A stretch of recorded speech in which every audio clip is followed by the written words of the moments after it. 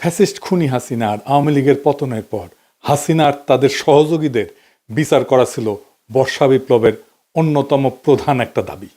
বাংলাদেশের আপামর ছাত্র জনতার কাছে এখনো এটাই অন্যতম প্রধান একটা দাবি। বিগত 15 বছর ফ্যাসিস্ট হাসিনার অত্যাচারের শিকার হওয়া মানুষ, গুম খুনের ভুক্তভোগীদের পরিবার, আটক অবস্থায় অত্যাচারের শিকার আহত ব্যক্তিবর্গ, বর্ষা বিপ্লবের প্রায় 1,500 শহীদের পরিবার আর 32,000 আহতদের প্রাণের দাবি একটাই, সেটা হইতেছে ফ্যাসিস্ট খুনি হাসিনা আর তার অপরাধের দোসরদের দ্রুত বিচার। হাসিনা আর তার খুনিরা এমন কোনো জঘন্য বিভৎস অপকর্ম নাই যেটা তারা করে নাই। গুমের শিকার ব্যক্তিদেরকে খুন করে পেট চিরে সিমেন্টের বস্তা বাইদা নদীতে ফেলে দেওয়া, হাত পা বাইদা চলন্ত বাস ট্রেনের নিচে ফেলে দেওয়া, এইটা থেকে শুরু করে এমন কোনো অপকর্ম নাই যেটা তারা করে নাই। বিপ্লবের পর এই সমস্ত জানোয়ারদের পাকড়াও করে দ্রুত বিচারের মুখোমুখি করা ছিল অন্তর্বর্তীকালীন সরকারের মূল দায়িত্ব। গতকাল প্রথম মামলার রায় হয়েছে, তাও নিম্ন আদালতে। আমরা সন্তুষ্ট। হাসিনার বিবাহবার্ষিকীর দিনে হাসিনার ফাঁসির রায় হয়েছে। এই রায় শোনার পরে রিকশাওয়ালা শুক্রিয়া জানাইতেছে, 2 হাত তুলা মোনাজাত করতেছে। এর চাইতে সুন্দর দৃশ্য আর হয় না। স্বাভাবিক মানুষের মতো এদের বিয়া শাদীও হয়, কিন্তু এরা আসলে নরপশু। গুন্ডা মুজিবের ঘরে যারা বাইরে উঠছে তারা বাইসে থাকলে এমন দস্যু, দুর্বৃত্ত আর পিশাচে হবে, এর প্রমাণ হইতেছে খুনি হাসিনা। কিন্তু এই মামলার রায় কি আরো আগে আমাদের প্রাপ্য ছিল না? আরো আগে কেন আমাদের প্রাপ্য ছিল এই মামলার রায়? আসেন সেটা আমরা দেখি। বর্ষা বিপ্লবের প্রায় 1.5 বছর পরে খুনি হাসিনার মামলায় নিম্ন আদালতের রায় আসতেছে এতদিনে। তারপরে এটা আপিল বিভাগে যাবে, সেখানে ফাইল বহুদিন আটকায় থাকবে। এরপর আস্তে আস্তে আপিল বিভাগে ফাইল আগাবে, তারপর সেটা নিয়ে আপিল বিভাগ রায় দিবে। এরপর আবার রিভিউ হবে, ফাইল আটকায় রেখে। এরপর রাষ্ট্রপতির কাছে ফাইল যাবে ডেথ রেফারেন্স নিয়ে। রাষ্ট্রপতি সেই ফাইল আবার বহুদিন আটকায় রাখবে। মোদ্দা কথা, দিল্লি হনুজ দূরস্থ, মানে দিল্লি এখনো বহুদূর। এই নিম্ন আদালতের রায়ে আপনি সন্তুষ্ট হইতে পারেন, কিন্তু হাসিনার শাস্তি দেখতে হইলে আরো অনেক দিন অপেক্ষা করতে হবে। তার মানে খুনি হাসিনার বিচার সম্পন্ন হয় নাই। আবার দেখেন, ফ্যাসিস্ট হাসিনার সহচর অনেক বড় বড় খুনির বিচারে তেমন কোনো অগ্রগতি হয় নাই। যেমন ধরেন জল্লাদ কসাই জেনারেল জিয়াউল হাসান, সেনাবাহিনী, র্যাবের আরো বহুত খুনি অফিসারের কিছুই হয় নাই। এই কয়েকদিন আগে জনগণের অনেক পাবলিক প্রেশার আর হুইসের পরে যে সেনাবাহিনী 15 জনকে আদালতে হাজির করা হইলো, তাদের চাকরি পর্যন্ত এখন আছে, এগুলো যায় নাই। তাদেরকে সরকার এসি বাসে কইরা আদালতে নিয়ে যায়। হাসিনার দল আওয়ামী লীগের সাথেই কাজ করলে ওরা রাস্তার মাঝখানে এই বাস থামায়, দাঁড় করায়, গুড়ায় দিত অথবা আগুন লাগাই দিত। জাতির সাথে কত বড় কৌতুক করতেছে এই সরকার। এইসব খুনিরা এখন পর্যন্ত চাকরিতে বহাল থেকে জনগণের করের টাকায় সমস্ত সরকারি সুযোগ সুবিধা, বেতন ভাতা পাইতেছে। কত বড় ফাজলামি! সালমান এফ রহমান থেকে শুরু কইরা অন্য সবাই, এই শাহজাহান বলেন, আনিসুল বলেন, সবাই জেলে এসি লাগায়, নিজের কামরাতে নিজের বাসা থেকে খাবার আনে, তারপরে খায়। এসি লাগানোর কথাটা জয়নাল আবেদিন ফারুক কইছে, শুনেন। রুহুল কবির রিজভী আহমদ মাটিতে শুয়ে থাকছিল জেলখানায়, আর এখন সালমান এফ রহমান নাকি তার রুমের মধ্যে এসি লাগাইছে। সালমান এফ রহমানের খাওয়া নাকি গুলশান থেকে যায়। হাসিনার বহুত বড় বড় সহযোগী যারা আজকে দেশের বাইরে যে অন্তর্ঘাত চালাইতেছে, এই ওয়াকারের প্রত্যক্ষ সহযোগিতায় 5 আগস্টের পর দেশ থেকে পালাই গেছে। ওবায়দুল কাদের, আরাফাত, আসাদুজ্জামান খান কামাল, ডিবি হারুন, জেনারেল মজিব, এরকম অসংখ্য নাম আছে। এরা আবার পালায় যাওয়ার পর বাংলাদেশের ব্যাংক থেকে, কলকাতা থেকে কোটি কোটি টাকা ফান্ড পর্যন্ত ট্রান্সফার করেছে। ডেল্টাগ্রামে আসছে না নিউজ। এরা কিভাবে পালায় গেল, আর সেই ব্যাপারে ওয়াকার আর সরকারের উপদেষ্টা মণ্ডলীর দায়িত্ব কি ছিল, সেটা নিয়ে ভবিষ্যৎ বাংলাদেশে একদিন বিচার হবে। জেনারেল মুজিব যে ওয়াকারের জিম্মা থেকে পালায় গেল, কারো কোনো শাস্তি হয়েছে? হয় নাই। ওয়াকার উপদেষ্টা মণ্ডলী, প্রফেসর ইউনূস একজনও রেহাই পাবে না কিন্তু জাতির সাথে বেইমানি করার জন্য। এই অপদার্থতার জবাব দিতে হবে। এবার আসি বিচার নিয়ে। এই বিচার নিয়ে আমরা কতটুকু সন্তুষ্ট হতে পারি? পশ্চিমা বিশ্বের 2 ধরনের আইন ব্যবস্থা প্রচলিত, একটাকে বলে সিভিল ল, আর একটা হচ্ছে কমন ল।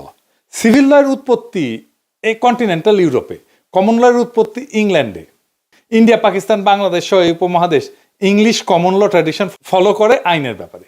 কিন্তু বাঙ্গু তো ভালো যে জিনিসই পাবে সেটার আগে পচায় ফেলবে, গু বানায় ফেলবে।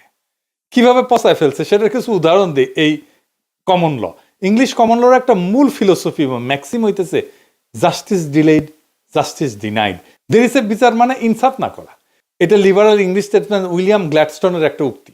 যে কোনো বিচার প্রক্রিয়া যদি দীর্ঘায়িত হয় তাহলে সেটা ভুক্তভোগী এবং আসামি দুই পক্ষের জন্য বিশাল অন্যায়, অনেক বড় অন্যায়। কিরকম অন্যায়? ধরেন একজন ভুক্তভোগী যে কোনো ধরনের অপরাধের শিকার হইয়া বিচার চেতে গেল, সেই বিচারের ফলাফল তখনই তার জন্য অর্থবহ হবে যদি সেটা খুব দ্রুত পাওয়া যায়। এই জন্য ইংলিশ লতে একটা টার্ম আছে, সুইফট জাস্টিস।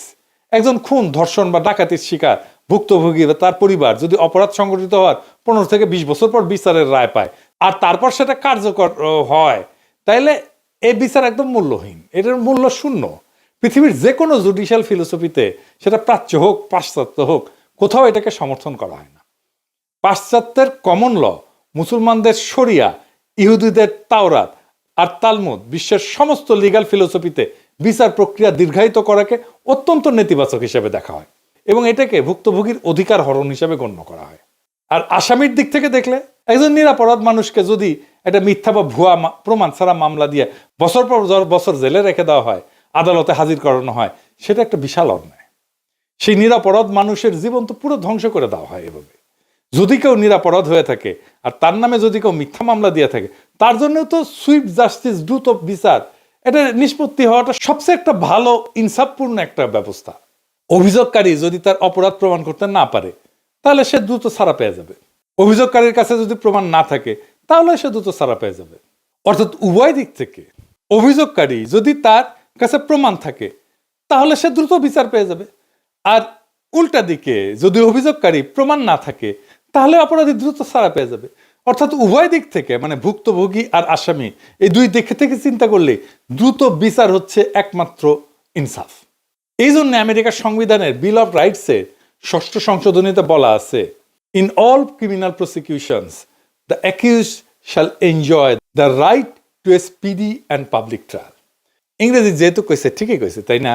মানে হইতেছে সমস্ত ক্রিমিনাল মামলায় অভিযুক্ত ব্যক্তির দ্রুত বিচার পাওয়ার অধিকার আছে। বিচার প্রক্রিয়া এটা যদি না করা হয় তাহলে তার মৌলিক অধিকার খর্ব হইতেছে। এই জন্য রাষ্ট্রই দায়ী থাকবে। তাহলে এখন আসেন, স্পিডি ট্রায়াল কাকে বলে? আমেরিকার Congress speedy trial act 1974 pass করে, যেখানে তারা স্পিডি ট্রায়ালকে সংজ্ঞায়িত করছে। আমেরিকার বিচার প্রক্রিয়া ট্রায়াল শুরু হওয়ার আগে একটা প্রি ট্রায়াল ফেজ আছে, ট্রায়ালের আগে, যেখানে কারো বিরুদ্ধে কোনো অভিযোগ আসলে সেটা তদন্ত করে দেখা হয়।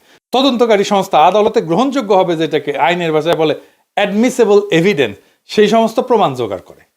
যদি দেখে এভিডেন্স নাই তাহলে কেস এখানে খতম। আর যদি তদন্তকারী মনে করে যে সাফিসিয়েন্ট এভিডেন্স আছে, পর্যাপ্ত প্রমাণ আছে, সে তখন সেটা প্রসিকিউটরের কাছে সাবমিট করে। প্রসিকিউটর হইতেছে রাষ্ট্রপক্ষের উকিল। প্রসিকিউটর যদি মনে করে যে প্রমাণ পর্যাপ্ত, কেবল তখনই সে অভিযুক্তর বিরুদ্ধে একটা ফর্মাল চার্জ ফাইল করে, যেটাকে আইনের ভাষায় বলা হয় ইনডাইটমেন্ট। অর্থাৎ কারো বিরুদ্ধে ফর্মাল অভিযোগ আনা। কারো বিরুদ্ধে ইনডাইটমেন্ট ফাইল করা বা ফর্মাল অভিযোগ আনার পরে তাকে আদালতে হাজির করা হয় এবং জাজ তাকে জিজ্ঞেস করে যে সে তার বিরুদ্ধে যে অভিযোগ আনা হয়েছে সেইটার ব্যাপারে সে কি বলে, কি মনে করে, সে কি দোষী নাকি দোষী না। সে যদি বলে হুজুর আমি নিরপরাধ, তাহলে তার মামলা চলবে। আর যদি বলে না হুজুর আমি দোষী, তাহলে তার মামলা ওখানে কেস খতম, সে দোষী। যদি সে নিজেকে নির্দোষ দাবি করে তখন সেই কেস ট্রায়ালে যায়। স্পিডি ট্রায়াল অনুযায়ী কারো বিরুদ্ধে ইনডাইটমেন্ট বা অভিযোগ ফাইল হওয়ার পরে সে যদি বলে যে আমি দোষী না, তাইলে তার মামলা 70 দিনের মাথায় তার ট্রায়াল শুরু করতে হবে। তার মানে 2 মাসের মধ্যে তার ট্রায়ালে নিতে হবে। আমেরিকা একটা ট্রায়াল কতদিন ধরে চলে শুনবেন? শুনলে তাজ্জব হয়ে যাবেন। গড়ে 2 থেকে 3 দিন। যদি সেলিব্রিটি ট্রায়াল হয়, মানে প্রচুর মিডিয়া কাভারেজ পায়, এই সমস্ত ট্রায়াল একটু দীর্ঘ সময় ধরে চলে, 1 সপ্তাহ থেকে ধরেন 1.5 মাস পর্যন্ত চলতে পারে। যেমন জনি ডেপ আর তার সাবেক স্ত্রী আম্বার হার্ডের সিভিল ট্রায়াল প্রায় 6 সপ্তাহ ধরে চলছিল। মানে জাজের মনে হয় এটা আলুর দোষা ছিল, আম্বার হার্ড বসে আছে, তার সামনে রেখা 1.5 মাস ধরে চালাইছে আর কি, আর দেখিছে আম্বার হার্ডকে, দেখে শান্তি পেয়েছে। সিভিল ট্রায়াল সচরাচর ক্রিমিনাল ট্রায়ালের চেয়ে লম্বা হয়। 2024 সালে নিউ ইয়র্কে ডোনাল্ড ট্রাম্পের ট্রায়াল একটা 1.5 মাস ধরে চলছিল, কিন্তু অধিকাংশ বিচার প্রায় 95% ট্রায়াল 2-3 দিনে শেষ হয়ে যায়, 2-3 দিনে মাত্র। মানে যাই বলেন, এখানে তথ্য প্রমাণ, ডকুমেন্ট, সাক্ষ্য প্রদান, উকিলের ক্রস এক্সামিনেশন একবারে সেই এই 2-3 দিনের মধ্যে কমপ্লিট হয়ে যায়, রায় ঘোষণা হয়ে যায়। আবার জুরি কি জিনিস, এই জিনিস এখন আপাতত আইনের গভীর বিষয় না বুঝলেও চলবে আর কি। এরপরে ট্রায়াল কোর্টের সমস্ত মামলার রায়ের মাত্র 10%-এর মতো আপিল বিভাগে যায়, কারণ আমেরিকার আপিল কোর্টে কোনো কেস নতুন করে সাক্ষ্য প্রমাণ শোনে না বা গ্রহণ করে না। তারা খালি দেখে ট্রায়ালের প্রক্রিয়াটা ঠিকভাবে অনুসরণ করা হয়েছে কিনা। যদি কোনো প্রক্রিয়া কোনো ভুল পায় প্রসিকিউশনের, তখন আগের যে রায় সেইটাকে উল্টাই দিয়া পুনরায় নতুন ট্রায়ালের আদেশ দেয়। এই কাজ আপিল বিভাগের করতে খুব বেশি দিন লাগে না। এর পরের ধাপে আপিল বিভাগের রায়ের খুব অল্প কেসেই আমেরিকার সুপ্রিম কোর্ট শুনানি করে। আমেরিকার সুপ্রিম কোর্ট বছরে মাত্র 100টার মতো কেস শুনানি করে মাত্র, তারপরে সেটা রায় দেয়। রাষ্ট্রের আইন এবং সংবিধানের ব্যাপারে তারা খুব গুরুত্বপূর্ণ কেস না হইলে সুপ্রিম কোর্ট সেই কেসের শুনানি করে না। অর্থাৎ আমেরিকার 90% কেসে ট্রায়াল কোর্টে রায় পাওয়ার সাথে সাথে সেই রায় কার্যকর করা হয়। একটা সুপ্রিম কোর্টের কেসের শুনানি কতক্ষণ চলে শুনবেন? বাংলাদেশের মতো বছরের পর বছর ধরে চলে না। সুপ্রিম কোর্টের কেসে প্রথমে 2 পক্ষের উকিল তাদের পজিশন লিখিত আকারে সাবমিট করে, যেটাকে আইনের ভাষায় বলা হয় লিগ্যাল ব্রিফ। এরপর শুনানির দিন মৌখিক শুনানি হয় প্রত্যেক কেসে 1 ঘন্টা করে। প্রত্যেক পক্ষ তাদের পজিশন ব্যাখ্যা করার জন্য 30 মিনিট করে সময় পায়। খালি 1 ঘন্টায় একটা কার্য দিবসে 2টা করে কেসের শুনানি করা হয়। এরপরে লিগ্যাল ব্রিফ পড়া তারা মৌখিক আর্গুমেন্ট শুনে সুপ্রিম কোর্টের 9 জন বিচারপতি তাদের রায় লিখে সাবমিট করে দেয়। যেই পক্ষ সংখ্যাগরিষ্ঠ বিচারপতির রায় পায় তারা বিজয়ী হয়। এটাই হইতেছে আমেরিকান কমন লর সুইফট জাস্টিস, মানে দ্রুত বিচার, যেটা সংবিধানের রাইট টু স্পিডি ট্রায়াল। আমাদের বাংলাদেশে কি হয় শুনবেন? আপনারা তো প্রত্যেকে জানেন, তাও কই। আজকে একটু শুনানি হবে, এরপর আরেকটু শুনানি হবে, বহুত দিন পরে আরেকটা ডেট পড়বে, তার আরেকটু শুনানি হবে, হয়তো 1-2টা ডকুমেন্ট সাবমিট করা হবে, এরপরে সাক্ষী আবার বহুদিন পরে শুনানির ডেট পাবে, তখন মন চাইলে আসবে আর মন চাইলে আসবে না, তারপর আবার আরেকটা ডেট পড়বে, এই জন্য শুনানির ডেট আবার পেছাবে। এইভাবে করতে করতে করতে করতে করতে করতে বছরের পর বছর পার হয়ে যায়। এরপর বাংলাদেশের নিম্ন আদালতে একটা রায় আসে দ্রুত বিচার আইনে। এখানে কিন্তু সব মামলা যায় না, সেইখানে কম করে হইলেও 30 কার্য দিবস লাগে, মানে 1.5 মাস। যেই মামলা আমেরিকা 2-3 দিনে শেষ করতে পারে বিচার, সেই মামলা কেন বাংলাদেশের 1.5 মাস লাগবে? এরপর হাইকোর্টে যায়, সাক্ষ্য প্রমাণ আবার শুনানি হয় প্রথম থেকে, সেটা তো বছরের পর বছর চলে।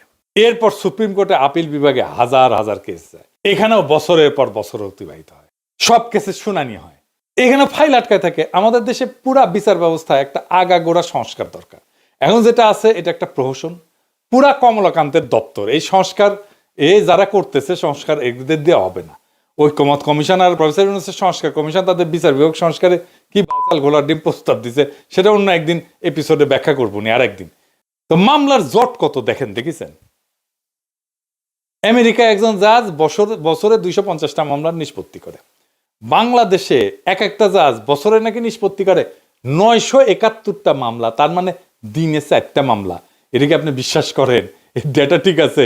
আমি জানি না, ডেটা খুঁজে পাইনি, নিউজ করছে সেইটা থেকে আমি কইলাম, পত্রিকার নিউজ, আমি ব্যানে করছি না। মানে প্রত্যেক কার্য দিবসে 4টা করে মামলার নিষ্পত্তি করছে। আপনাদের বিশ্বাস হয়? আমার হয় না বিশ্বাস। তো আমাদের দেশে এই বিচার ব্যবস্থার এরকম একটা হজবড় হসপস একটা অবস্থা কেন? কারণ আমাদের সুশীল প্রগতিশীলরা বিচারের প্রক্রিয়াকে দীর্ঘায়িত করাকেই সুবিচার বলে মনে করে। পন্দের আলো বলেন, দিল্লি স্টার বলেন, এই পত্রিকায় বছরের পর বছর এরাই বিভিন্ন কলাম মতামত লিখে এই বয়ান তৈরি করছে, মতি মাহমুদ জিব্বা বের করে তাদেরকে প্রমোট করছে। এই সমস্ত বোকাজোদাদের কাছে কেসের সাক্ষী, তথ্য প্রমাণ গুরুত্বপূর্ণ না, এদের কাছে গুরুত্বপূর্ণ হচ্ছে বছরের পর বছর ধরে বিচার চলতেছে কিনা। এদেরই তারা সুবিচার বলে। এমনকি প্রফেসর ইউনূসও ফ্যাসিস্ট খুনিদের বিচার নিয়ে একই কথা বলছে যে অপরাধের বিচার তাৎক্ষণিকভাবে করলে সেটা নাকি সুবিচার হয় না। দেখেছেন? এমনকি সালাউদ্দিন সাহেবও বলছে যে এটা তাড়াহুড়া করলে এটা সুবিচার হবে না, সে আবার লয়ার করে। সংস্কার, বিচার এবং নির্বাচন কোনোভাবেই এটা মিউচুয়ালি ইন্টারডিপেন্ডেন্ট নয়। সংস্কার মতো চলবে, এটা কন্টিনিউয়াস প্রসেস। বিচারে কখনো টাইম লিমিট করা যায় না, ও বিচার হবে তাহলে সেটা চলবে, যে গভর্নমেন্টই আসুক। তো এরকম আবাল মার্কা স্টুপিড তত্ত্ব এরা কই থেকে পাইল? এই এপিসোডের প্রথমে ব্যাখ্যা করছি পৃথিবীর কোনো লিগ্যাল আইনের দর্শনে এই ধরনের আবাল মার্কা কথা নাই, এবং বিচার প্রক্রিয়া দীর্ঘায়িত হওয়াকে বাদী বিবাদী দুই পক্ষেরই অধিকার হরণ হিসাবে দেখা হয়। বাঙ্গু সুশীল, পন্দের আলো, দিল্লি স্টার, মতি মাহফুজ, জুতমানির সমস্ত ফ্যাসিস্ট দালাল মানবাধিকার কর্মী, সুলতানা কামাল, এই থেকে শুরু করে যতগুলো আছে সবাই বিচার ব্যবস্থার এই হজবরল অবস্থার জন্য দায়ী। বাঙ্গু প্রগতিশীলরা যে মানবাধিকারের মুখোশের পিছনে কত বড় আসল মাদারচোদ, এইটার একটা উদাহরণ দিই। আইন এবং সালিশ কেন্দ্র ভারতীয় বাঙ্গু প্রগতিশীলদের একটা বড় আড্ডাখানা। এটা প্রতিষ্ঠাতা হইতেছে ভারতের দালাল মূর্খসোদা রেহমান সোবহানের প্রথম বউ সালমা সোবহান। এখন এটার চেয়ারপারসন হইতেছে ধ্বজভঙ্গ বুইরা জেরাই খান পান্না, এক নম্বরের চেতনাজীবী ফ্যাসিস্ট হাসিনার পাঁচ আটা কুত্তা। এই হারামজাদা বুইরা কি বলছে শুনবেন? সে বলছে জুলাই আন্দোলনের মাত্র 2000 মানুষ মারা গেছে, যদি 1000 লোকও মারা যাইতো তাও এইটা 71-এর 30 লক্ষের সাথে কিছুই না। বুঝেছেন? কিছুই না। শুনেন, 30 লক্ষ মানুষের রক্তের দাম বেশি না 2000, 3000, ইভেন যদি আমি বলি যে 1 লক্ষ মানুষ, যে কোনো হত্যার বিচার হওয়া উচিত। কিন্তু 30 লক্ষ মানুষ, 2 লক্ষ মা বোনের ইজ্জত নিয়ে 71-এ যে দেশটা স্বাধীন হয়েছে তার সাথে তুলনা কারো চল না। ওরে ব্যাংকের চেকের মতো। এক লোক গেছে যে লিখিছে, তো চেক দিছে, তো চেক পড়ে কয় এটা কি দিছেন? তো কয় কেন, আমি যা লিখেছি লিখেই দিছি। তো কয় আপনি লিখেছেন 5000 টাকা, কিছুই না, এটা কি কোনো কথা হইলো? তো কয় কি কম বলেন, এর আগে একজনের চেক দিছে, লিখছে 1 লাখ টাকা মাত্র। তো 1 লাখ টাকা যদি মাত্র হয় তাহলে 5000 টাকা তো কিছুই না। তো ওই রকম এই জেরাই খান পান্না কইতেছে এই 2000 মারা গেছে, এটা নাকি কিছুই না। এবার বিশ্বে কয়েকটা বিচারের উদাহরণে আসি। দ্বিতীয় বিশ্বযুদ্ধের সময় 1940 সালে ফ্রান্স জার্মানির কাছে আত্মসমর্পণ করলে ফ্রান্সের বয়স্ক মার্শাল ফিলিপ পেতার নেতৃত্বে নতুন সরকার গঠিত হয়, মানে যেইটা জার্মানিদের রাজাকার আর কি, বুঝছাও? যেই রেজিমকে, যে শাসন সময়কে ভিসি বলা হয়। ভিসি ফ্রান্স মানে ভিসি বলে একটা শহর আছে ফ্রান্সে। ওই যখন জার্মানিরা দখল করে তখন ভিসি শহরে রাজধানী বানাইছিল, ওই সময়টাকে বলা হয় ভিসি রেজিম। তো এই মার্শাল পেতা যে রাজাকার ছিল আর কি ফ্রান্সে, জার্মানির রাজাকার, সে প্রথম বিশ্বযুদ্ধে ফরাসি বাহিনীর সর্বাধিনায়ক ছিল। মিত্রবাহিনী বিজয়ের পর চার্লস দ্য গল ফ্রান্সের অন্তর্বর্তীকালীন সরকারের প্রধান হইলে নাজি জার্মানির সাথে কোলাবোরেশনের জন্য, দালালির জন্য ভিসি সরকারের বিচার শুরু করে। মার্শাল পেতাকে ট্রায়ালে নেওয়া হয়, এবং সেই ট্রায়াল কতদিন চলে জানেন? 1945 সালের 23শে জুলাই থেকে 15ই আগস্ট, মানে 24 দিন। মাত্র 24 দিনে বিচারের রায় পেতার মৃত্যুদণ্ড হয়। মৃত্যুদণ্ড দেয়নি পরে, কারণ মার্শাল পেতার দেশের প্রতি আগের অবদানের কথা স্মরণ করে চার্লস দ্য গল তার মৃত্যুদণ্ডকে যাবজ্জীবন কারাদণ্ডে মওকুফ করছিল, এবং রায় কার্যকর করা হয়। বিচার শুরু করতেও খুব বেশি দিন লাগে নাই। জার্মানি আত্মসমর্পণ করে 1945 সালের 7ই মে। যুদ্ধ শেষ হওয়ার 2 মাসের মধ্যে পেতার ট্রায়াল শুরু হয়ে যায়। আর আমাদের এখানে তো 1.5 বছর হয়ে গেল, কেবলমাত্র একটা রায় আসছে, তাও সেটা আরো বছর ঘুরবে। আমাদের এতদিনে অন্তত কয়েকটা কসাই, যেমন জিয়াউল হাসানকে তো বিচারে শেষ করে রায় কার্যকর করে দেওয়া যেত, ঝুলাই দেওয়া যেত। বাংলাদেশে যে এইরকম হয় নাই তা কিন্তু না, বাংলাদেশে এরকম বিচারের নজির আছে। কিন্তু 2006 সালের অক্টোবরে বিএনপি পদত্যাগ করে ইয়াজউদ্দিনের হাতে তত্ত্বাবধায়ক সরকারের দায়িত্ব দেয়, 111 হয়। 11 জানুয়ারি 2007 সালে ভারতের দালাল ওই যে ঘোড়া মঈউদ্দিন আছে না, ঘোড়ানি ছিল কু করে, তারপরে বাংলা ভাই আর শায়েক আব্দুর রহমানের বিচার শেষ কইরা সব file high court supreme court clear কইরা 30শে মার্চ 2007 সালে কুলাঙ্গার মঈনের কু করার 2 মাসের মধ্যে তাদেরকে ফাঁসি দিয়ে দেওয়া হয়। মানে বাংলাদেশের প্রচলিত আইনও সুইফটলি বিচার করা যাইতো যদি সরকারের সদিচ্ছা থাকতো। এখন হাসিনা বিরুদ্ধে রায় হয়েছে, কিন্তু হাসিনা তো বন্দী নাই। রায় হইলেও কার্যকর করা যাবে কি? ইন্ডিয়া তো তারা দিবে না। যারা বন্দী তাদের রায় দিয়ে এখন কার্যকর করা উচিত না? ঠিক আছে, হাসিনারটা হয়েছে, কিন্তু যারা বন্দী তাদের তো রায় দিয়ে কার্যকর করা যায়। যে জিয়া খুনি, জিয়ার তো রায়টা কার্যকর করা যায়, তাহলে তো শান্তি পাওয়া যাইতো যে কিছু একটা হয়েছে। নুরেমবার্গ ট্রায়ালে দ্বিতীয় বিশ্বযুদ্ধের পরে 10 মাসে 24 জনের বিচার করছিল নাজি অফিসার। বাংলাদেশের সাথে ভারতের অপরাধী প্রত্যাবর্তন চুক্তি আছে, হাসিনাকে ভারত ফেরত দিতে বাধ্য, কিন্তু বাংলাদেশ কি বাধ্য করতে পারবে? হাসিনাকে না ফেরত দিলে কার লাভ? আসেন এটা একটু বুঝে দেখি।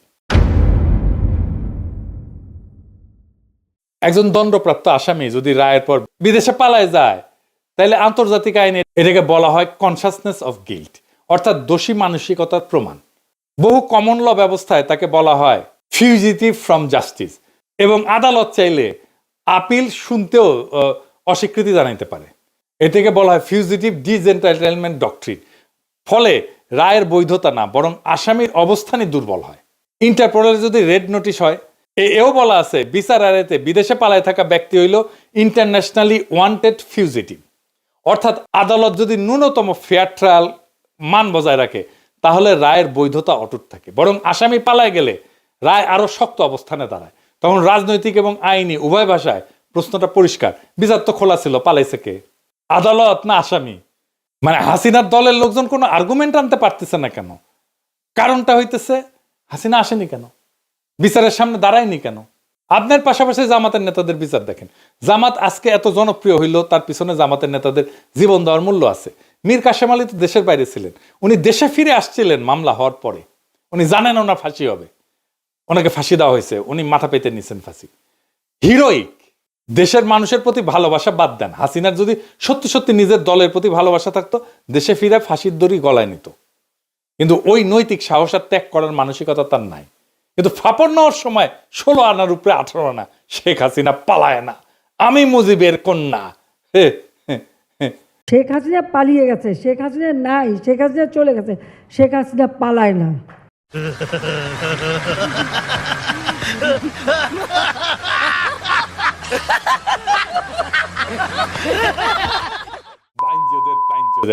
ভীরুর ডিম একটা, অপদার্থ, ভীতু, কাপুরুষ। এই যে মামলায়, এই মামলায় কি কি অর্জন হয়েছে? মামলার রায় আওয়ামী লীগ ঠাসি গেছে কেমন দেখেছেন? ওদের মরাল তো মাটিতে মিশে গেছে, এখন বুঝছে দেরি হইলেও বিচার হবে, আর ফেব্রুয়ারির আগে মোটামুটি সবার বিচার হয়ে যাবে। আওয়ামী লীগের কোনো রিক্রুটমেন্ট হবে না, এর মধ্যে কেউ আওয়ামী লীগ করতে যাবে না, আওয়ামী লীগে জয়েন করবে না।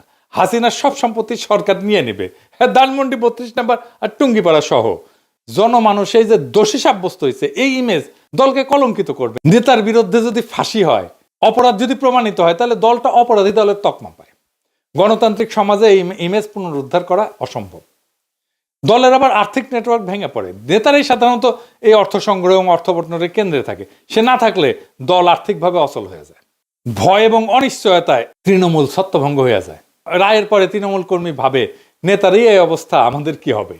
ফলে তারা দল ছাড়ে, আত্মগোপনে যায় অথবা নীরব থাকে। দেখছেন তো ফাঁসির পরে ওদের হইচই কমে গেছে না?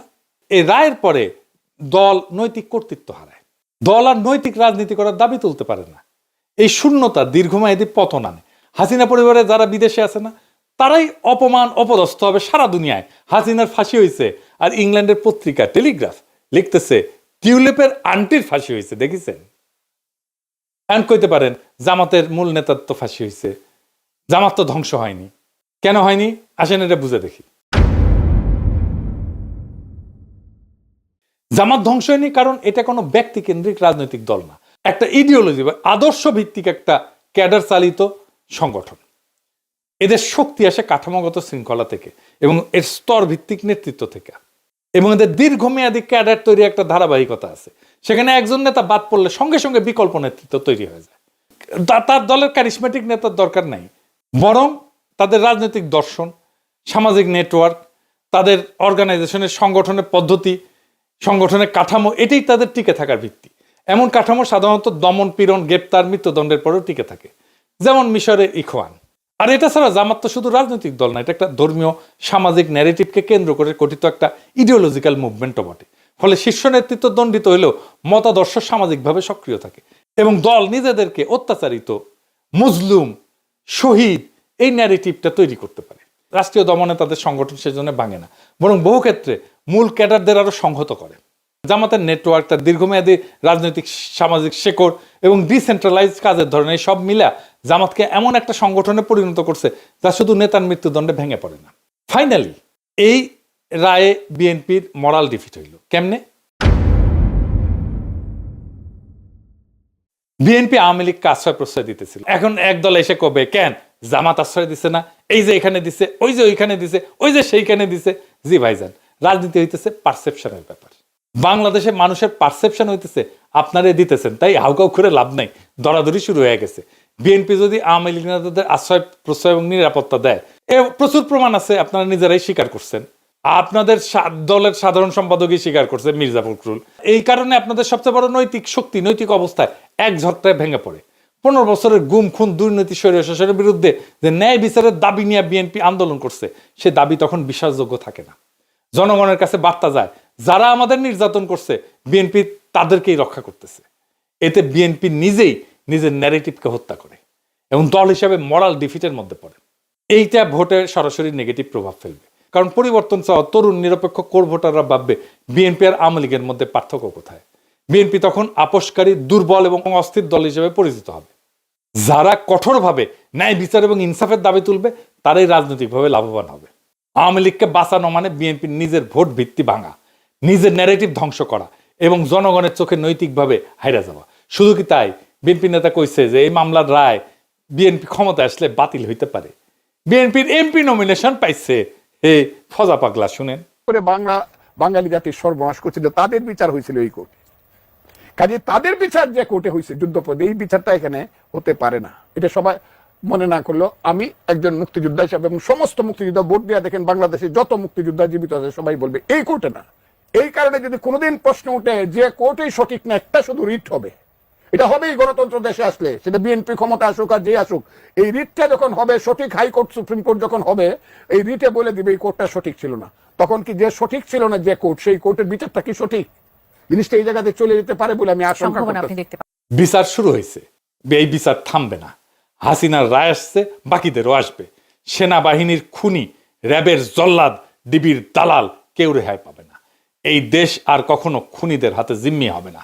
এই দেশে আবার সেই গুম খুনের ইতিহাস ফিরে আসবে না। আর বিএনপি যারা শত্রুকে আশ্রয় দেয়, মানুষের রক্তের মূল্য বোঝে না, তারা নিজেরাই নিজেদের ন্যারেটিভকে সব দেহ বানায় ফেলবে। রাজনীতি হলো পারসেপশন। যেই মুহূর্তে মানুষের চোখে আপনি নৈতিকতা হারালেন, সেই মুহূর্তেই আপনি রাজনৈতিকভাবে মৃত। বর্ষা বিপ্লব কোনো নেতা বানায়নি, জনগণকে নেতা বানাইছে। এই বিপ্লবের মালিক মানুষ, জনগণ। এবং এই বাংলাদেশের সাধারণ মানুষ আজকে একটা কথা স্পষ্ট বুঝে গেছে, বাংলাদেশে ন্যায় বিচার দেরিতে আসে না। যখন জনগণ জেগে ওঠে তখন ন্যায় বিচার দৌড়াইতে বাধ্য হয়। আজকের রায় সেই দৌড়ের প্রথম শব্দ। বাকিটা আসতেছে ঢেউয়ের মতো, আগুনের মতো, অনিবার্য আলোর মতো। বিচার হবে, সবার বিচার হবে, সব অপরাধীর বিচার হবে, সব জল্লাদের বিচার হবে, সব ফ্যাসিস্টের বিচার হবে। এবার বাংলাদেশ আর পেছনে যাবে না। ইনকিলাব জিন্দাবাদ।